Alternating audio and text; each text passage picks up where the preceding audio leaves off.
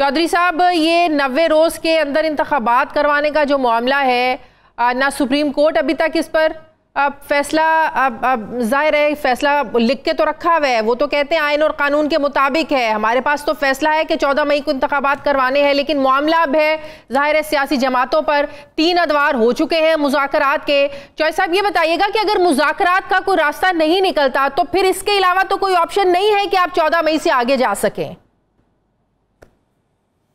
शादिया, इससे पहले कि मैं आपकी बात का सवाल का जवाब दूं, मैं जरा आपकी इजाजत से एक बात जरूर करना चाहता हूँ, वो रह जाए कि मुझे आज बड़ा फख्र और खुशी महसूस हो रही, बड़ा इत्मीनान और बड़ा फख्र महसूस हो रहा कि बेनज़ीर शहीद के बेटे ने आज जिस तरह पाकिस्तान का एक पूरा मुकदमा भी और उसके अलावा एक पाकिस्तानी का जो मिजाज होना चाहिए, जिस किस्म का उसका किरदार होना चाहिए, जिस तरह उसकी लोगों को नजर आना चाहिए, जिससे वो मरूफ हो, इम्प्रेस हो, और उसको वो आज चेयरमैन बिलावल भुट्टो जरदारी ने करके दिखाया।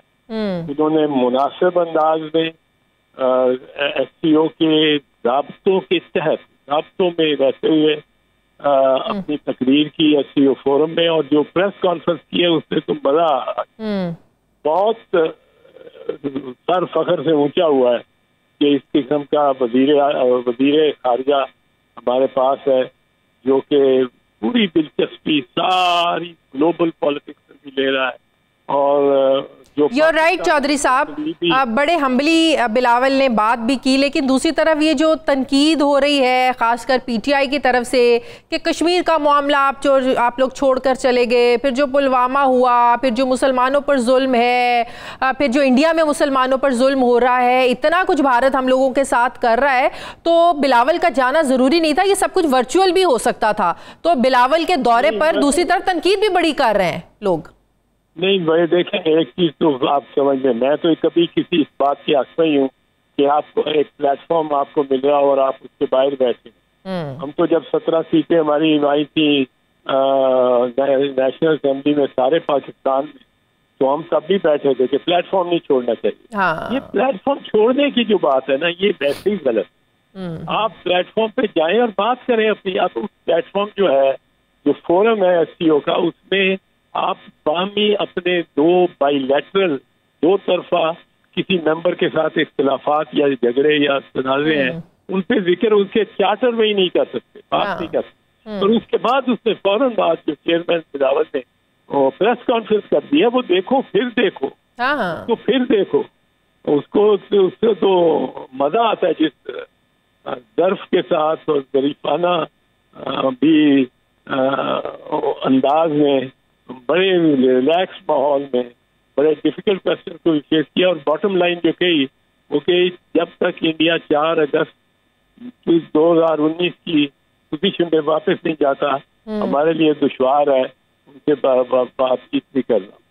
और फिर भी जब से बिलावल वैसे वजीर खारजा बने, आपको पहली दफा इतना खुश और इतना इम्प्रेस्ड और वाकई खुशी महसूस हो रही है? बड़े जब से वो वजीर खारजा बने दौरे ही करें, अच्छा इस पर भी बड़ी तनकीद हुई, लेकिन क्या वाकई वजीर खारजा बनने के बाद आप इनको पहला जबरदस्त बिलावल का दौरा समझते हैं ये भारत का?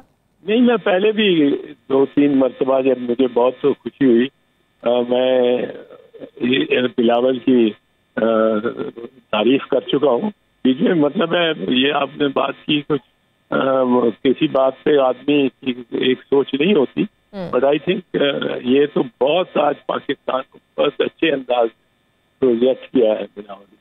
That's good. चौधरी साहब, आप मेरे जरा सवाल की तरफ आए कि ये 14 मई के अलावा कोई ऑप्शन है हम लोगों के पास? सुप्रीम कोर्ट तो कह चुकी कि 14 मई का फैसला तो फिर है जिसके लिए हम आइन को बिल्कुल इस्तेमाल करेंगे, इसके अलावा कोई ऑप्शन नहीं है। सियासतदानों के पास भी कोई ऑप्शन नहीं है अगर मुज़ाकरात कामयाब नहीं होते? चौधरी साहब, दोनों तरफ से देखें, अब सियासतदानों के पास तो ऑप्शन है, और मुज़ाकरात में बुनियादी बात यही है कि असेंबलियों के इलेक्शन किस दिन हो। अब अगर आप चीफ जस्टिस के इन ऑब्जर्वेशन को भी जहन में रखें जो आपने अभी मैं बताई हैं। तो वो कहते हैं कि जी 14 मई पे इलेक्शन होने का फैसला हमने कोई वापस नहीं दिया और वो बदस्तूर कायम है। अब वो बदस्तूर कायम तो है पर उस पर अमल दरामद नहीं हो सकता, अमल नहीं हो सकता। ये तो ह्यूमनली इम्पॉसिबल हो गया। ये तो अदालत ही तस्लीम करेगी अल्टीमेटली जब फैसला लिखेगी। आज लिखना शुरू करे, कल दिखाना शुरू करे, कब तो वो कि जी जिस वक्त वो फैसला लिख रहे हैं उस वक्त और उससे पहले भी कुछ वक्त ऐसे थे, ये इम्पॉसिबल हो गया ह्यूमनली कि सारी लिस्टें भी बने, वो छपे भी और फिर वो सारे पोलिंग स्टेशन पे भी पहुंचे और सारे पोलिंग के अमले को भी उसमें हिदायत दी जा सके, जा चुकी हो ये नहीं हो सकता। अब सवाल है कि क्या हो क्या सकता है, क्या इम्कान है। ये जो मेरा ख्याल है चीफ जस्टिस का ये कहना कि ये बार बार कहना कि हमारा 14 मई वाला फैसला जो है वो बिल्कुल कायम है, नहीं है 14 मई वाला, 14 मई का नहीं, मई तो 14 अभी आई नहीं, पर 14 मई को इलेक्शन करवाने का फैसला जो है वो उसमें से हम हटे नहीं है।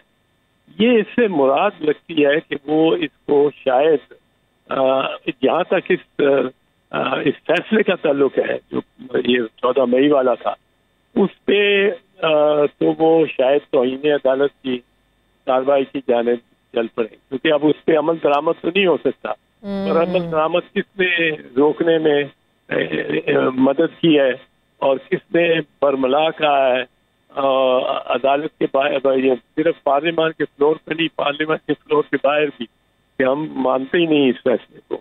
पार्लियामेंट के फ्लोर की तो फिर कुछ हो सकती है तकदीस, वो वहाँ भी। तो इन्हीं अदालत के जुमरे में कौन आएगा? सिर्फ प्राइम मिनिस्टर आएंगे, डार साहब आएंगे, या पूरी काबीना पर तो इन्हें अदालत लग सकती है? नहीं, मेरा ख्याल है वो सारों पे तो नहीं लगाएंगे, कुछ को तो समझेंगे कि पार्टी डायरेक्शन से फॉलो करने का डिफेंस उसके बाद ये हो। पर जो बाहर इसको ज्यादातर कहते रहे हैं वो मेरे ख्याल में आई डोंट नो कौन अदालत किसको चुनती है या किसको समझती है, उसने ज्यादा किरदार अदा किया है वो राना सनाउल्लाह है, लॉ मिनिस्टर हैं, ख्वाजा आसिफ है। ख्वाजा आसिफ कहते हैं हो ही नहीं सकता, मुमकिन ही नहीं है। अच्छा, और वो मरियम है, क्या कौन है ये मैं नहीं कह सकता, कि क्योंकि मरियम भी कहती नहीं है ना कि पहले ये होगा वो होगा, डिस्क्वालीफाई फलां होगा, अपना इधर होगा, फलां बाहर होगा, और फिर लेवल प्लेइंग फील्ड होगी, फिर नवाज शरीफ साहब आएंगे, फिर इलेक्शन होगा। तो ये तो अब किसको करते हैं मुझे नहीं, पर मेरा ख्याल है वो इस मामले को चूंकि बार बार कह चुके हैं कि ये मामला जो है 14 मई वाले इलेक्शन का वो बरकरार है और बदस्तूर। अच्छा, तौहीन अदालत अगर लग गई 14 मई को, आप कह रहे हैं अब वो ह्यूमनली पॉसिबल भी नहीं है, तौहीन अदालत भी लग गई, देन व्हाट? मतलब कि तौहीन अदालत भी लगेगी लेकिन फिर भी तो इलेक्शंस नहीं हो सकेंगे?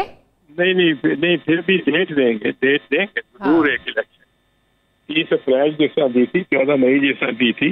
वो हिसाब 30 अप्रैल से 14 मई गए थे कि 14 दिन तकरीबन जाया हो गए थे, और वो भी मतलब है इलेक्शन कमीशन और गवर्नमेंट की रुचि की वजह से, तो इसलिए उन्होंने 14 मई दे दी, 30 अप्रैल से 14 मई ले आए। अब इसी तरह कोई हिसाब खराब करके कोई रैशनल क्राइटेरिया बता के